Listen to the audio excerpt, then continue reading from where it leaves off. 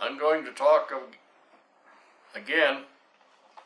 What I mean by again, I've talked many times about what to carry in the way of a self-defense handgun, revolver in bear country.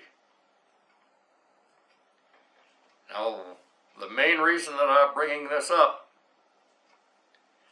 is because we've got a crowd out here that thinks that they can sidestep this whole situation and shoot an underpowered cartridge that holds a considerable number of rounds, like as of 9 rounds in the magazine, and I'm referring to the 10 millimeter auto. It does not have the bullet weight, it does not have the energy, it does not have the knockdown power that a heavy loaded 44 Magnum, 45 long Colt, 480 Ruger, 475 Linebaugh, 500 Linebaugh, and things of this sort have. Those are very capable rounds. Now, people have been all over the world with these various rounds over many years and shot all sorts of game with these rounds. So I'm not encouraging you to carry a 10 millimeter auto. Now, that might be fine for a year-old 100-pound grizzly, but it's not fine for a fully mature big sow or a big boar weighs up there in the 500, 600, 700, 800 pound area. These grizzlies are absolutely fierce killing machines. And anybody that's in the out of doors and wants to carry a self-defense handgun, and I'm talking about only a revolver, and preferably a double-action revolver. There's not anything wrong with a single-action revolver, but if you've got a bear, you can keep pulling the trigger with a double-action, but you got to thumb the hammer and pull the trigger, thumb the hammer and pull the trigger on a single-action. Now, Buffalo Bore ammunition has loads for these various different chamberings for revolvers. They've got a choice, somewhat of a choice, in various areas. I happen to have a 44, 45, and a 480. And I think that the 480 is serious medicine. God forbid that I ever have to defend myself with a handgun.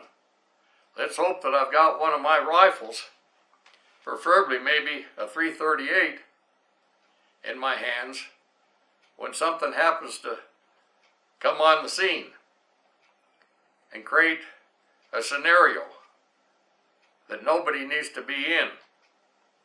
I don't, in any way, shape, or form, promote bear spray. If you want to carry bear spray, that's certainly your personal choice. But carrying bear spray only, you don't have anything to fully defend your life to the best of your ability. But if you've got a good heavy caliber revolver with the proper loads, or a rifle with the proper loads, the proper bullets, you are equipped to defend yourself to the best of your ability under the circumstances. But with a little can of bear spray, you are not fully equipped to defend yourself. Yes, it has deterred a bear from time to time, but you don't know what the bear's nature or the size of the bear or his attitude is going to be. You can't guess into that. And we've got these individuals that are promoting this, and mostly the ones that are promoting this bear spray is because they don't believe in hunting and they don't want you to kill the bear. Well, my life my life, my family, my animals' lives are much more important than that grizzly. And I love to see grizzlies in a setting that is not life-threatening. That's fine and dandy, at a distance, to take pictures of and one thing and another, and enjoy this beautiful creature. But he becomes a pretty ugly son of a gun if he's coming after you. So I've detailed, in previous videos what I thought. You can go to those videos. But I brought this up again because the vogue thing seems to be this 10mm auto that is not capable. We have a long-time writer of gun magazines that's actually been all over the world, but he's, in a recent article, has promoted this 10mm auto. I don't believe he's ever had to defend himself against a 500-pound grizzly with that little puny gun, because that's exactly what it is.